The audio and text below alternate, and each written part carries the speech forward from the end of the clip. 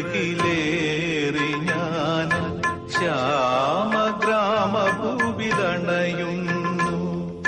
സ്മൃതി തൻ ചിറകിലേറി ഞാൻ ശ്യാമഗ്രാമഭൂവിതണയുന്നു. അരയാലും കുളവും ഈ കൽപ്പടവും പുനർജന്മമെനിക്കേകുന്നു. കോട്ടയം നഗരത്തിൽ നിന്നും കിഴക്കുമാറി പാമ്പാടി വില്ലേജിൽ വെള്ളൂർക്കരയിൽ സ്ഥിതി ചെയ്യുന്ന അതിപുരാതനവും പ്രസിദ്ധവുമായ സുബ്രഹ്മണ്യസ്വാമി ക്ഷേത്രമാണ് വെള്ളൂർ ശ്രീ സുബ്രഹ്മണ്യസ്വാമി ക്ഷേത്രം. വെള്ളൂരുകാരുടെ ദേശാധിപത്യ ദേവനാണ് വെള്ളൂർ വേലായുധസ്വാമി. വെള്ളൂരിലെ കൈതമറ്റത്തില്ലത്തിന്റെ ഉടമസ്ഥതയിലുള്ളതാണ് ഈ ക്ഷേത്രമെങ്കിലും നാനാജാതി മതസ്ഥരുടെ വിശ്വാസ സ്തംഭമാണ് ഈ ക്ഷേത്രവും ഇവിടുത്തെ മൂർത്തിയും. കൃത്യം 3 പതിറ്റാണ്ട് മുമ്പ് ഈ ക്ഷേത്രത്തിൽ നടന്ന ഒരത്ഭുതത്തിന് ഈ നാടാകെ സാക്ഷിയായിരുന്നു. അവരിൽ ഇന്ന് ജീവിച്ചിരിക്കുന്ന ദൃക്സാക്ഷികൾ ആ സംഭവം ഓർത്തെടുക്കുന്നു. ഒപ്പം വെള്ളൂർ ശ്രീ സുബ്രഹ്മണ്യസ്വാമി ക്ഷേത്രത്തിന്റെ വിശേഷങ്ങളും. വെള്ളൂർ സുബ്രഹ്മണ്യസ്വാമി ക്ഷേത്രം താരകാസുര നിഗ്രഹത്തിന് ശേഷമുള്ള സങ്കല്പത്തിലുള്ള ഒരു പ്രതിഷ്ഠയാണ്. അതിന് ഈ വെള്ളൂർ എന്ന് പറയുന്ന ദേശഗ്രാമത്തിൻ്റെ ഒരു ആധിപത്യ സ്വഭാവം കൂടിയുള്ള ദേവതയാണ്. കൈതമറ്റത്തില്ലത്തേക്കാണ് ആ അമ്പലത്തിൻ്റെ ഉടമസ്ഥാവകാശം. ഇപ്പോഴും നാട്ടുകാരുടെ പരിപൂർണ സഹകരണത്തോടു കൂടി ഞങ്ങൾ തന്നെ അമ്പലത്തിൻ്റെ ആട്ടവിശേഷാദി ഉത്സവാദി ഉൾപ്പെടെയുള്ള ദൈനംദിന കാര്യങ്ങൾ പോലും തടസ്സം കൂടാതെ നടന്നു വരുന്നു. മറ്റു സുബ്രഹ്മണ്യസ്വാമി ക്ഷേത്രങ്ങളിൽ നിന്നും വ്യത്യസ്തമായി ഇവിടെ വെള്ളൂർ ശ്രീ സുബ്രഹ്മണ്യസ്വാമി ക്ഷേത്രത്തിലെ ദേവൻ ഒരൽപ്പം കോപിഷ്ഠനാണ്. അതിന് കാരണവുമുണ്ട്. ഇത് ക്ഷേത്രക്കുളമാണ്. അമ്പലത്തിൻ്റെ ആറാട്ടുൾപ്പെടെയുള്ള എല്ലാ സംഗതികളും ഈ കുളത്തിൽ തന്നെയാണ് നിർവഹിക്കപ്പെടുന്നത് കാലങ്ങളായിട്ട് തന്നെ. അമ്പലത്തിൻ്റെ കിഴക്കേ നടയിൽ അമ്പലത്തിൻ്റെ ദർശനത്തിൽ തന്നെ തൊട്ട് ചേർന്ന് തന്നെ ഇത്രയും വലിയൊരു കുളം വരുവാൻ ഒരു കാരണം എന്ന് പറയുന്നത് ഇവിടുത്തെ ദേവൻ്റെ സ്വഭാവം അനുസരിച്ചുള്ള ഒരു പ്രത്യേകതയാണ്. അസുര നിഗ്രഹത്തിന് ശേഷം ആ രക്തത്തോടു കൂടിയ വേല് അടുത്തത് എങ്ങോട്ട് വേല അയക്കണം എന്നുദ്ദേശിച്ച് അല്ലെങ്കിൽ അങ്ങനെ ആലോചിച്ച് ആ കോപാക്രാന്തനായി നിൽക്കുന്ന ഭഗവാന്റെ ഭാഗമാണ്. ആ സമയത്ത് ദേവകളും യക്ഷന്മാരും ഗന്ധർവന്മാരും ഒക്കെ തന്നെ ഭഗവാനെ പാടി പുകഴ്ത്തി അദ്ദേഹത്തിൻ്റെ അഭിഷേകമൊക്കെ ചെയ്ത് അദ്ദേഹത്തിൻ്റെ ആ ഒരു കോപം ശമിപ്പിച്ചു വരുന്ന ഒരു ഭാഗം ആയതുകൊണ്ട് തന്നെ ഈ അമ്പലത്തിൽ ഭഗവാന്റെ ഈ കോപം എന്നുള്ള ഒരു ഭാവം അല്ലെങ്കിൽ അങ്ങനെ ഒരു കല പുറത്തേക്ക് വരികയും അതിൻ്റെ ശക്തി കുറയ്ക്കാൻ വേണ്ടിയാണ് ഈ നേരെ ദർശനത്തിൽ തന്നെ ഇത്രയും വലിയൊരു ജലാശയം ഉണ്ടായത് എന്നാണ് സങ്കല്പം. കാരണം ഇതേ മൂർത്തിയുടെ പ്രതിഷ്ഠയുള്ള ഒരു മഹാക്ഷേത്രം എന്ന് പറയുന്നത് തിരുച്ചെന്തൂർ അമ്പലമാണ്. തിരുച്ചെന്തൂരെ മൂർത്തിയും ഇതേ സ്വഭാവത്തിലും ഇതേ ധ്യാനത്തിലും ഇതേ സങ്കല്പത്തിലുള്ളതാണ്. ഏതാണ്ട് 700 വർഷത്തിലധികം പഴക്കമുള്ളതാണ് വെള്ളൂർ ശ്രീ സുബ്രഹ്മണ്യസ്വാമി ക്ഷേത്രം. അതിനും നൂറ്റാണ്ടുകൾക്ക് മുമ്പ് ഇവിടെ ഒരു ധർമ്മശാസ്താ ക്ഷേത്രമുണ്ടായിരുന്നു. ഭാര്യയോടും മകനോടുമൊപ്പം വീരാസനത്തിലിരിക്കുന്ന ധർമ്മശാസ്താവാണ് ഇവിടുത്തെ പ്രധാന പ്രതിഷ്ഠ. ഈ കാണുന്നത് വെള്ളൂർ ശ്രീ സുബ്രഹ്മണ്യസ്വാമി ക്ഷേത്ര സങ്കേതത്തിൽ തന്നെയുള്ള ഒരു ശാസ്താവിൻ്റെ പ്രതിഷ്ഠയുള്ള ക്ഷേത്രമാണ്. നാട്ടിൽക്കാരിൽ പലരും പോലും തന്നെ ഇതിനെ ഈ സുബ്രഹ്മണ്യ ക്ഷേത്രത്തിൻ്റെ ഒരു ഉപദേവതാ പ്രതിഷ്ഠയായിട്ട് പലരും ധരിച്ചിട്ടുണ്ടെങ്കിലും അങ്ങനെയല്ല. ഈ സുബ്രഹ്മണ്യൻ്റെ ക്ഷേത്രം ഇവിടെ പ്രതിഷ്ഠിക്കപ്പെടുന്നതിന് നൂറ്റാണ്ടുകൾക്ക് മുമ്പ് തന്നെ ഇവിടെ ഉണ്ടായിരുന്ന ഒരു ശാസ്താവിൻ്റെ സങ്കല്പത്തിലുള്ള പ്രതിഷ്ഠയാണത്. ഇവിടെ പ്രതിഷ്ഠിക്കപ്പെട്ടിരിക്കുന്ന ശാസ്താവ് ശാസ്തൃ സങ്കല്പങ്ങളിൽ തന്നെ ഏറ്റവും പ്രാചീന കാലത്ത് മുതൽ പ്രാബല്യത്തിലുണ്ടായിരുന്ന ധർമ്മശാസ്താവ് എന്ന സങ്കല്പത്തിൽ വീരാസനത്തിൽ ഇരിക്കുന്ന ശാസ്താവാണ്. ആ ശാസ്താവ് പ്രഭ എന്ന ഭാര്യയോടും സത്യകൻ എന്ന മകനോടും കൂടി ഇരിക്കുന്ന ഭാവത്തിലാണ് അതിൻ്റെ ധ്യാനം. ആ ധ്യാനമാണ് ഇവിടെ പൂജയ്ക്കും എല്ലാം ഉപയോഗിച്ച് വരുന്നത്. അത് ധർമ്മശാസ്താവ്, അയ്യപ്പൻ എന്നോ അല്ലെങ്കിൽ വെറും ശാസ്താവെന്നല്ല, ധർമ്മശാസ്താവ് എന്നുള്ള സങ്കല്പത്തിലുള്ള യഥാർത്ഥത്തിലുള്ള പ്രതിഷ്ഠയാണ് ഇവിടെ നടത്തിയിട്ടുള്ളത്. വിശ്വസിച്ചാലും ഇല്ലെങ്കിലും എന്നല്ല, വിശ്വസിച്ചേ മതിയാകൂ. കാരണം ഈ ക്ഷേത്രത്തിൽ നടന്ന അത്ഭുതത്തിന് ഒരുപാട് കാലപ്പഴക്കമില്ല. അന്നിതിന് ദൃക്സാക്ഷിയായവരിൽ പലരും ഇന്നും ഈ നാട്ടിലുണ്ട്. അവർ ആ അത്ഭുതം ഓർത്തെടുക്കുന്നത് ഇങ്ങനെ. ഇവിടെ മോഷണം നടന്ന ആ വർഷം ഞാനിവിടെ രാവിലെ വരുമ്പോൾ ഭയങ്കര ആൾക്കൂട്ടമൊക്കെ ഉണ്ട്. എന്നും വളരെ മോഷണം പോയി എന്നുള്ള വിവരം. അത് കഴിഞ്ഞ് കാഞ്ഞിരപ്പള്ളി DYSP വന്നു. പോലീസ് പാർട്ടിയോട് കൂടി വന്ന് അകത്ത് കയറി എല്ലാം നോക്കി. അവരെ അകത്ത് കയറി ലൈറ്റ് വല്ല അടിച്ചു നോക്കും. അവിടെ വിളക്കോ തിരിയോ ഒന്നുമില്ല, കത്തുന്നൊന്നുമില്ല. അത് കഴിഞ്ഞ് അതിൻ്റെ മഹസർ എഴുതാൻ വേണ്ടിയിട്ട് പോലീസുകാർ വന്ന് സെയിം വന്ന് മഹസർ എഴുതാണ്ട് തുടങ്ങിക്കഴിഞ്ഞപ്പോൾ ഒരു അരീപ്പറമ്പിലുള്ള ഒരു SI ആണ് AB ജോർജ് എന്ന് പറയും. അദ്ദേഹമാണ് മഹസർ എഴുതുന്നത്. ആ കൂടെ ഒരു പോലീസുകാരനുമുണ്ട്. അതിൻ്റെ പേര് ഞാൻ ഓർക്കുന്നില്ല. ഇങ്ങനെ ഇപ്പോഴത്തേക്ക് എന്നോട് പറഞ്ഞു, ഞങ്ങൾ 3 പേരേ ഉള്ളൂ അകത്ത് അന്നേരം, SIയും പോലീസുകാരനും ഞാനും. അത് എന്നോട് പറഞ്ഞു സ്വല്പം വെള്ളം കുടിക്കണം, കൊണ്ടുവരാമെന്ന് ചോദിച്ചു. ഞാൻ വെള്ളം കൊണ്ടുവരാൻ പറഞ്ഞു. ഞാൻ എൻ്റെ അടുത്ത് തരുമെന്ന് പറഞ്ഞ് വെള്ളം മേടിച്ചുകൊണ്ട് വരുമ്പോഴാണ് എന്നോട് പറയുന്നത്, ചേട്ടാണ്ട് ഇവിടെയാണ് അകത്ത് ദീപം തെളിഞ്ഞു ഒരാണ്ട് എന്ന് പറഞ്ഞ് നോക്കിയപ്പോഴത്തേക്ക് ഒന്ന് തെളിഞ്ഞു കഴിഞ്ഞൊരു 1 മിനിറ്റ് നിന്ന് കഴിഞ്ഞ് വീണ്ടും അങ്ങ് പോയി. അന്നേരം ഞാൻ പിന്നെ പോയി വെല്ലുതിരുമീനോട് പറഞ്ഞു, പിന്നെ ഇന്നോട് സംഭവം ഉണ്ടായി എന്ന്. ഉടനെ വെല്ലുതിരുമീനിയും വന്നു. അന്നേരേക്ക് പറഞ്ഞു കേട്ടു ഇവിടെ ഭയങ്കര ആൾക്കൂട്ടമായി.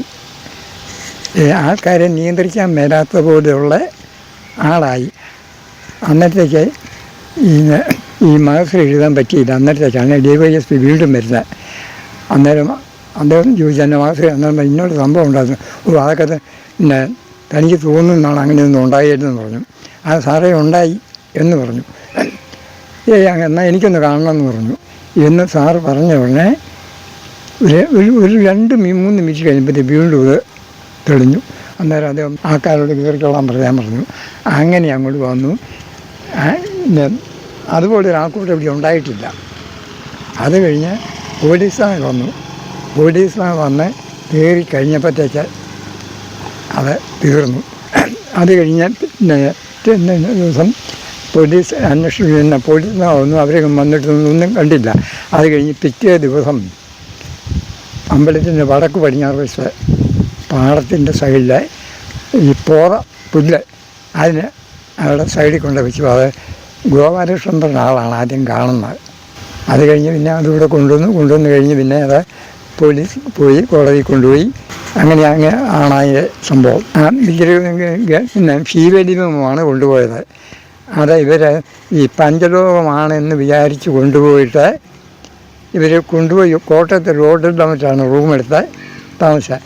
അവിടെ നിന്ന് അത് തിരികെ തലേദിവസം മുഴുവൻ ഈ പറയുന്ന സ്ഥലങ്ങൾ മുഴുവൻ അടിച്ചു പെറുക്കി പോലീസും ആൾക്കാരും നാട്ടുകാരും മുഴുവൻ നോക്കിയതാണ്.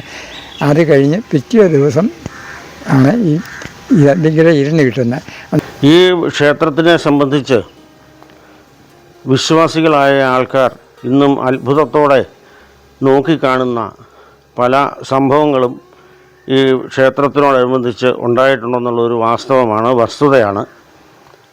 അതിന് ഒരു ഉദാഹരണം പറഞ്ഞാൽ 90കളുടെ മധ്യത്തിൽ ഈ ക്ഷേത്രത്തിൽ വളരെ ഗുരുതരമായ രീതിയിലുള്ള ഒരു മോഷണം സംഭവിക്കുകയുണ്ടായി. അന്ന് പാത്രങ്ങളും തിരുവാഭരണമൊക്കെ അടക്കം അനവധി സാധനങ്ങൾ മോഷണം പോയി. ശ്രീകോവിൽ കുത്തി തുറന്നു.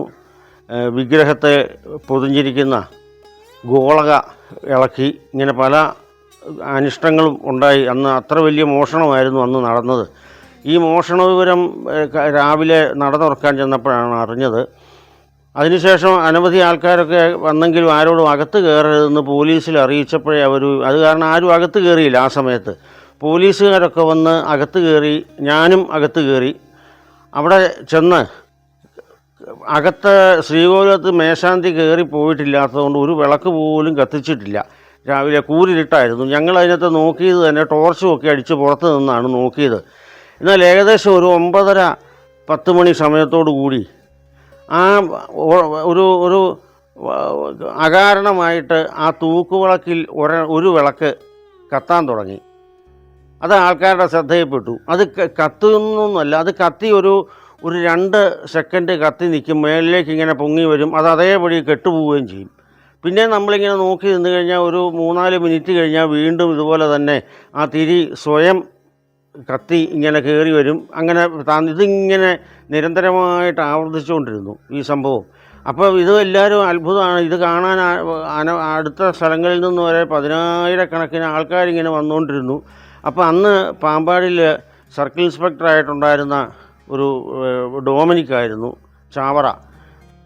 ഒരു SI, ഒരു അല്ലസ് എന്ന് പറയുന്ന ആലപ്പുഴക്കാരനായിരുന്നു. അന്നേരം ഇവരിത് കാണണമല്ലോ എന്ന് പറഞ്ഞ ആൾക്കാരെയൊക്കെ മാറ്റി ഇവരകത്ത് കയറിയപ്പോൾ ഇതിങ്ങനെ കത്തി വരുന്നുണ്ട് ഈ സംഭവം. അപ്പോൾ എന്നോട് പറഞ്ഞു, എന്നാൽ ഒന്ന് അകത്ത് കയറി നോക്കണം, എന്താണെന്ന് അറിയണമല്ലോ എന്ന് പറഞ്ഞ് എൻ്റെ കയ്യിൽ ഒരു ടോർച്ച് തന്നു. ഞാൻ ആ ടോർച്ച് കൊണ്ട് അകത്ത് കയറി ആ വിളക്കിൽ നോക്കിയിട്ട് അതിനകത്ത് ഒരു തുള്ളി എണ്ണയോ ഒരു തിരിയോ യാതൊന്നും കാണാനില്ല. അന്നിപ്പം ചോദിച്ചപ്പോൾ പറഞ്ഞത് തലേദിവസം വൈകുന്നേരം ശാന്തിക്കാരൻ ആ തിരിയെല്ലാം മാറ്റി തുണി കൊണ്ട് ആ വിളക്കെല്ലാം ക്ലീൻ ചെയ്ത് തുടച്ച് ഇറങ്ങിപ്പോകുന്നതാണെന്നാണ് പറഞ്ഞത്. അതിനകത്തൊന്നുമില്ലായിരുന്നു. ഞാനിങ്ങോട്ട് ഇറങ്ങിയ വഴിക്ക് തന്നെ വീണ്ടും കത്താൻ തുടങ്ങി.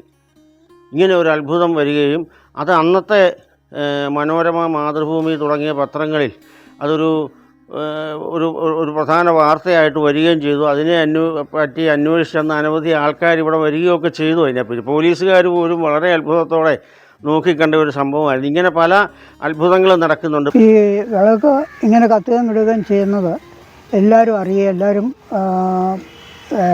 നല്ലൊരു വലിയൊരു വാർത്തയായിട്ട് എല്ലാ സജ്ജനങ്ങളും, ഒരുപാട് ആളുകൾ, അടുത്തുള്ള ആളുകളും ദൂരെ നിന്നുള്ള ആളുകളും എല്ലാം അമ്പലത്തിലേക്ക് വരികയും ഈ സംഗതി കാണുകയും ചെയ്തിട്ടുണ്ട്. അതുപോലെ ദൂരെ നിന്നുള്ള ആളുകളൊക്കെ ഹിന്ദുക്കൾ ഇത് അറിഞ്ഞു കേട്ട് വന്ന് കാണാനായിട്ട് വന്നു.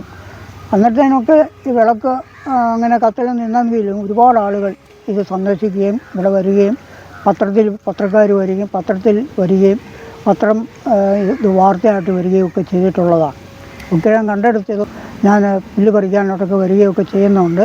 അങ്ങനെ പറിച്ച് വരുന്ന സമയത്താണ് ഈ വിഗ്രഹം എനിക്ക് കാണാനായിട്ട് ഇടവന്നത്.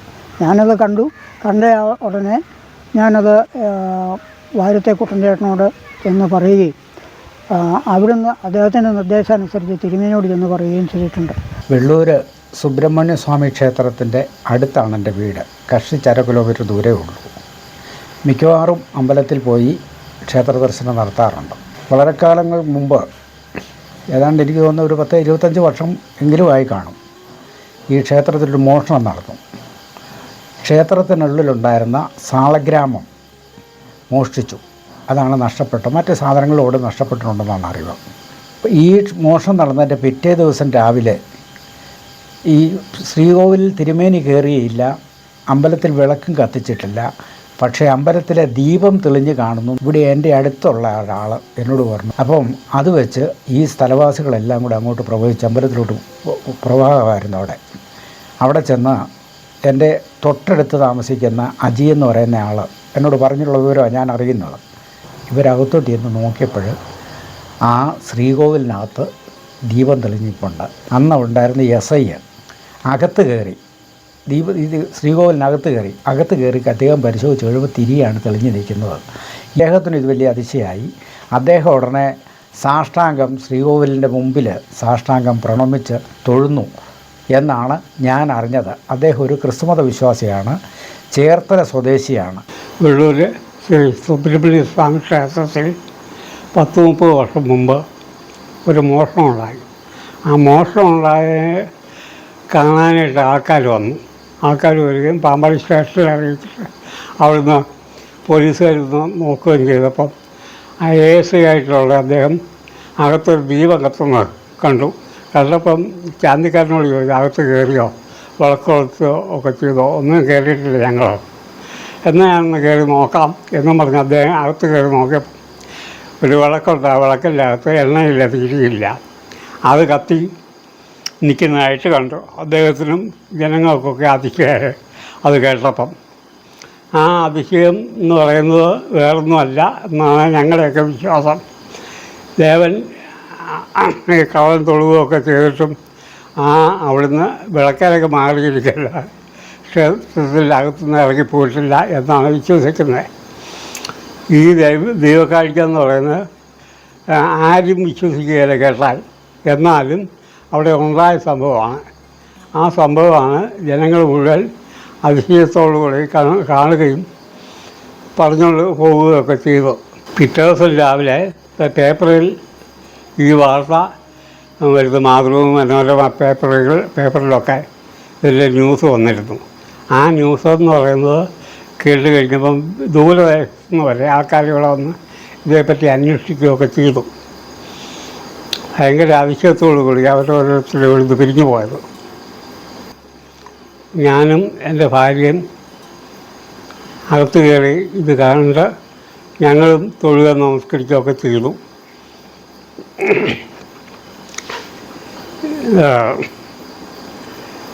ഞങ്ങൾ ഏകദേശം 3 തലമുറ കാലത്തോളം ഇവിടെ കഴകപ്രവർത്തിക്കുന്ന വാഴ്ച കുടുംബങ്ങളാണ്. ഇപ്പോൾ ചെയ്യുന്നത് ഞങ്ങൾ തന്നെയാണ്. കള്ളന്മാരെ കൊണ്ട് ഈ മുറ്റത്തോടെയാണ് പോയത്. അന്നേരം നമ്മുടെ പറമ്പിലാണ് ഈ മോഷണം മുതൽ അവരിട്ടിരുന്നത്. അവരത് മുറിച്ച് നോക്കി, പഞ്ചലോഹം അല്ലാത്തതുകൊണ്ട് അവരതവിടെ ഇട്ടിട്ട് പോയി. ശിവോദോലിംബത്തിൻ്റെയും കൈകൾ 2 മുറിച്ചു, കൈപ്പത്തി 2 മുറിച്ചു. അപ്പോൾ പഞ്ചലോഹം അല്ലാത്തതുകൊണ്ട് അവരത് ഇട്ടിട്ട് പോയി. അത് നമ്മുടെ പറമ്പിലാണ് കിടന്നത്.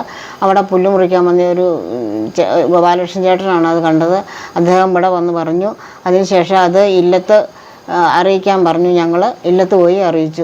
സുബ്രഹ്മണ്യസ്വാമി ക്ഷേത്രത്തിനോട് ചേർന്നുള്ള ഇല്ലത്തിന്റെ നാലുകെട്ടിനുള്ളിൽ ഒരേ വിഗ്രഹത്തിൽ തന്നെ സരസ്വതി മുതൽ രക്തചാമുണ്ഡി വരെയുള്ള തികച്ചും വ്യത്യസ്ത ഭാവങ്ങളിലുള്ള 7 മൂർത്തികളെ പൂജിക്കുന്നു എന്ന പ്രത്യേകതയുണ്ട്. ഇവിടുത്തെ പൂജകളും കേരളത്തിലെ ക്ഷേത്രങ്ങളിൽ നിന്നും വ്യത്യസ്തമാണ്. ഞങ്ങളുടെ കുടുംബത്തിനെ സംബന്ധിച്ച് അതിലും കുറച്ചും കൂടെ ഞങ്ങൾക്ക് അടുപ്പം കൂടുതലും ഞങ്ങൾ ശരിയായ പരദേവത എന്ന് വിചാരിച്ച് ആരാധിക്കുകയും ആചരിക്കുകയും ചെയ്തു വരുന്നതുമായ ഒരു പ്രതിഷ്ഠ നമ്മുടെ നാലുകെട്ടിൻ്റെ കിഴക്കേ ഭാഗത്തെ അറയിൽ ഉണ്ട്. അത് മൂകാംബികയിൽ സ്ഥിരമായി ആരാധിക്കുകയും സേവിക്കുകയും ചെയ്തിരുന്ന നമ്മുടെ ഒരു വളരെ പുരാതന കാലത്തുള്ള ഒരു കാരണവർ അദ്ദേഹം മൂകാംബികയിൽ നിന്ന് കൊണ്ടുവന്ന് പ്രതിഷ്ഠിച്ചിട്ടുള്ള ഒരു പതക്കമാണ് അതിൻ്റെ ആധാരമായ സാധനം. ആ പതക്കം ശ്രീചക്രമാകാം ഒരു പക്ഷേ. അങ്ങനെ അതിനെപ്പറ്റി ഗഹനമായ ഒരു പരിശോധനയൊന്നും ഞങ്ങൾ നടത്തിയിട്ടില്ല. എങ്കിലും അവിടുത്തെ പൂജകളൊക്കെ വളരെ വ്യത്യസ്തമാണ്. അവിടുത്തെ നിവേദ്യ സാധനങ്ങൾ ഉൾപ്പെടെയുള്ള പൂജാദ്രവ്യങ്ങളും പൂജയുടെ വിധാനവും എല്ലാം ഈ കേരളത്തിൽ സാധാരണ നടന്നു വരുന്ന പൂജയുടെ ക്രമത്തിലല്ല. അത് മുഴുവൻ കർണാടകത്തിലെ മൂകാംബിക പോലെയുള്ള കർണാടക സംസ്ഥാനത്തെ ക്ഷേത്രങ്ങളിൽ നടന്നു വരുന്ന പൂജകളും അവരുപയോഗിക്കുന്ന മന്ത്രങ്ങളും അവരെ ഉപയോഗിക്കുന്നതായ നിവേദ്യ സാധനങ്ങൾ ഉൾപ്പെടെയുള്ള രീതിയിലുള്ള വിധാനത്തിലുള്ള പൂജയാണ്. അത് ഞങ്ങൾക്ക് പാരമ്പര്യമായിട്ട് ഇങ്ങനെ അതിൻ്റെ ഉപദേശം കിട്ടി വരുന്നു. അതിൻ്റെ പൂജ സംബന്ധിച്ചുള്ള ഗ്രന്ഥങ്ങളൊക്കെ ഇന്നും നമ്മൾ സൂക്ഷിച്ചിട്ടുണ്ട്. അത് ഓരോ പുതിയ തലമുറകളെ ഇങ്ങനെ പഠിപ്പിച്ച് പാരമ്പര്യമായിട്ട് ആചരിച്ചു വരുന്നതാണ്. ആ ദേവിയുടെ പ്രത്യേകത എന്ന് പറയുന്നത് സരസ്വതി മുതൽ ഒരു സംഹാര സ്വരൂപിണിയായ രക്തചാമുണ്ഡി വരെയുള്ള 7 മൂർത്തികൾ ഒരുമിച്ച് ഒരു വിഗ്രഹത്തിൽ കുടികൊള്ളുന്നു എന്നുള്ളതാണ്. ഈ 7 മൂർത്തികൾക്ക് ഒരുമിച്ചുള്ള ഒരു പ്രത്യേക വിധാനത്തിലുള്ള പൂജയാണ് അവിടെ നടന്നു വരുന്നത്. അവിടുത്തെ ആട്ടവിശേഷം ആയിട്ട് ആചരിക്കുന്നത് നവരാത്രിയാണ്. ഈ വിവരങ്ങൾ നമ്മുടെ ഈ കുടുംബത്തെ തറവാട്ടിലെ ഒരു സ്വകാര്യത ആയതുകൊണ്ട് ഇത് ആദ്യകാലത്തൊന്നും പുറത്തറിയുകയോ ഇതിനെപ്പറ്റി കൂടുതൽ ആൾക്കാർക്ക് അതിൻ്റെ സങ്കല്പങ്ങളെപ്പറ്റിയൊന്നും അറിയില്ലായിരുന്നെങ്കിൽ ഇപ്പോൾ കാലം കൊണ്ട് അതൊക്കെ മാറി എല്ലാവർക്കും അറിയാം. നവരാത്രി കാലത്തും വിശേഷിച്ച് വിജയദശമിക്കും മറ്റുമൊക്കെ ധാരാളം ആൾക്കാർ എഴുത്തിനിരുത്താനും അല്ലെങ്കിൽ ഇവിടെ സ്ഥിരമായിട്ട് തൊഴാൻ വരുന്നവരും ഒക്കെ അവിടെ വരുന്നുണ്ട്. അവിടുത്തെ പ്രത്യേകത തന്നെ ഈ 7 മൂർത്തികളുടെ പൂജ ആയതുകൊണ്ട് തന്നെ ഓരോ സമയത്തും ആ ദേവിക്ക് ഓരോ ഭാവങ്ങളിലുള്ള പൂജയാണ്.